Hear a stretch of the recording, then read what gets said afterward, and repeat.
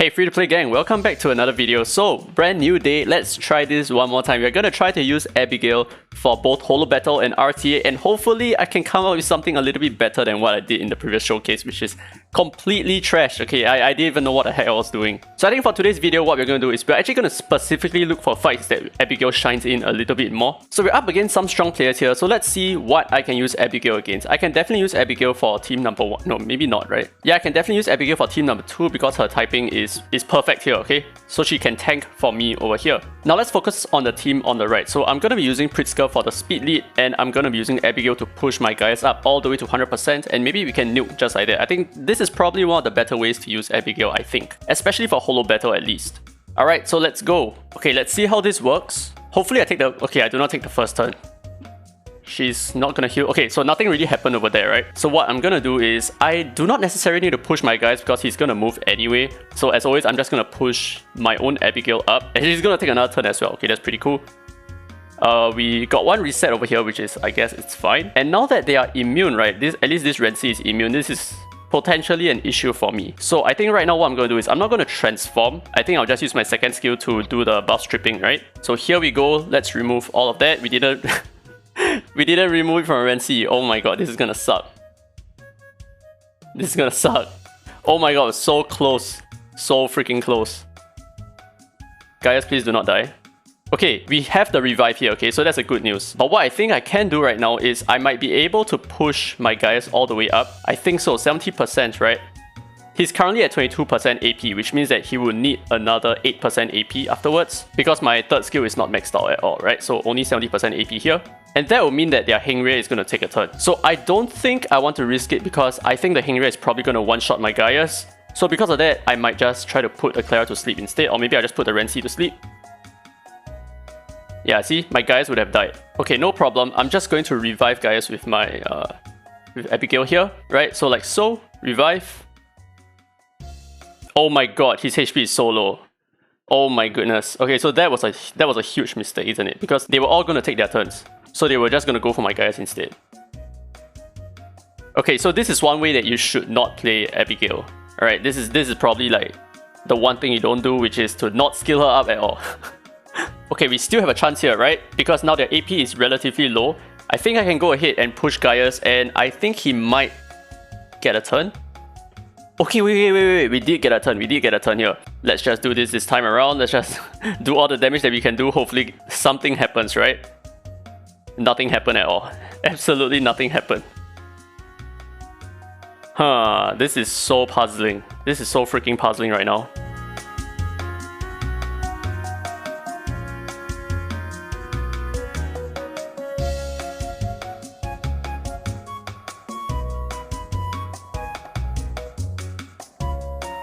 Oh wait, we're actually turning the tides over here. What the heck? We're actually doing it. We're actually doing it. Oh my god, we counted.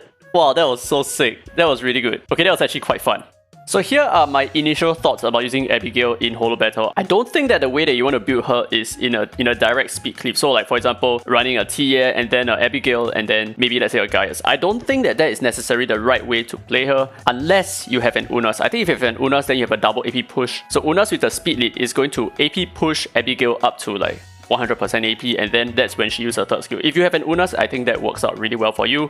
But if you don't have an Unas, then I think it's going to be a little bit difficult to play the speed game. So for example, the first team here, this is a speed cleave comp. I am definitely not going to be able to use Abigail on this. But as for the second team over here, it's not a speed cleave, it's just a speedy tanky team, which means I can probably use Abigail over here. Actually, you know what? I completely changed my mind. I think for the team on the left, we can definitely use Abigail here. So we can absolutely run something like this, and I think it's going to work out pretty well because their only DPS Esper is their Ophelia, unless the Unas is built with a lot of crit damage. But the Ophelia is probably not going to be able to land any defense breaks anywhere here. So I think Abigail is probably quite useful. Alright, so let's take a look. So I'm a little bit worried, especially if she lands her defense breaks. But the thing is, we have type advantage here. So I hope this is going to work out for us. She went straight for my sender, holy crap. Yeah, but it's not really so much of a problem, right? See, there is not much that she can do afterwards. So I think what we're going to do is we are going to push our AP so that the Dahlia is a little bit further behind, and then we can revive and hopefully steal the turn. Actually, you know what? I kind of regret this a little bit. So here's the issue. If I do revive Sender right now, that Unas is just gonna kill my Sender, right? Because this skill is not maxed out. I understand that. Okay, so that was just extremely dumb luck that the Ophelia went straight for my Sender, as opposed to my 2 other Espers here who are super tanky. So what I think I might do is I'm just gonna wait it out a little bit until the AP movement comes into my favor. So I'm not gonna revive my Sender just yet. I'm just gonna buff myself. I'm just gonna wait for a time where it makes a little bit more sense to revive the Sender. And I'm not sure when exactly that's gonna be the case, man, because this Unas is super fast, so I think we might want to take out the Unas first, right? Because they do not have any healing, which is something that we can work with. Oh my god, this Ophelia is just landing all her crits. Get a sleep here. Okay, very nice. Oh no, here comes the freezers.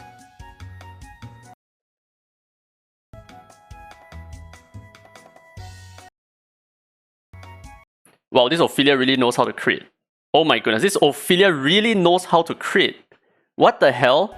She crit everything. Wow, I seriously cannot get over the fact that that thing just happened over there. Alright, so now for this team on the right, I am going to use Abigail here because she's going to be a little bit more protected because these guys are just not going to hit her, right? And I'm also going to be using Louis because he's an extremely strong single target damage dealer. If you did not already know, Louis is actually one of the best single target damage dealers. My Louis on this same set does 50% more damage than what my Charmers can do with the exact same set. Alright, so let's check this out. Man, can I just stick to my Gaia's Cleaves forever without having to worry about all these different teams? Okay, moving forward, let's go. Okay, so let's see how this is supposed to work out. It's extremely good news that my Abigail takes the first turn. So maybe another way that you can build Abigail is to make her super fast. So that at the start, she's just gonna push like your Louis straight away, right? You don't have to worry too much about the rest of the Espers taking the first turn and all that. Alright, so here's what's gonna happen. I'm gonna push Louis up. He's gonna take a turn, and how this is supposed to work is he's supposed to use his second skill first, gains himself the crit rate up, and then upon landing a crit, you then gain 1 turn, and that's why you can throw your Rage Avatar over here. And the thing is, you reduce all ability cooldowns by 1 turn upon killing an enemy, and because they do not have a healer, I think that's pretty awesome for us. We can just go straight for the hide here. No buffs for him, right? So he's probably gonna die instantly. Yep, and he's down. He cannot even respawn because he has no buffs. So that's about it. I think this is pretty good. I think this combination here is pretty good as well. So previously I talked about Abigail with Sender because Sender is a single target damage dealer, which means that if I put this Renzi to sleep here, so now that Renzi is asleep, I can use my single target damage dealers to attack another Esper. Like for example, now I can attack what's her name? Gabrielle. So this is probably the goal, right? This is probably how you want to play Abigail, just to run her with some single target damage dealers like so. And here we go, attack buff.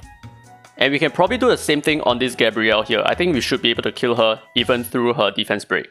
Why is she on Avatara? I have no idea.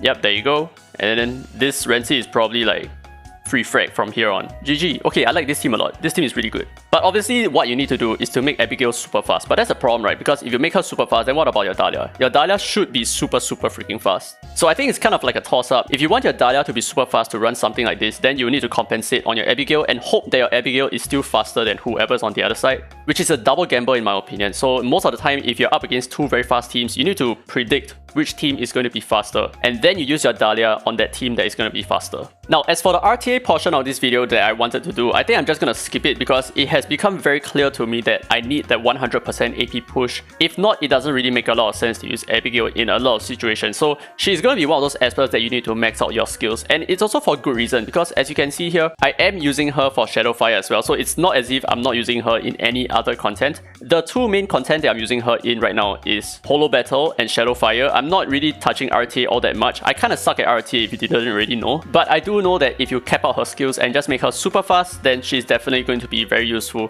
for RTA at least, right?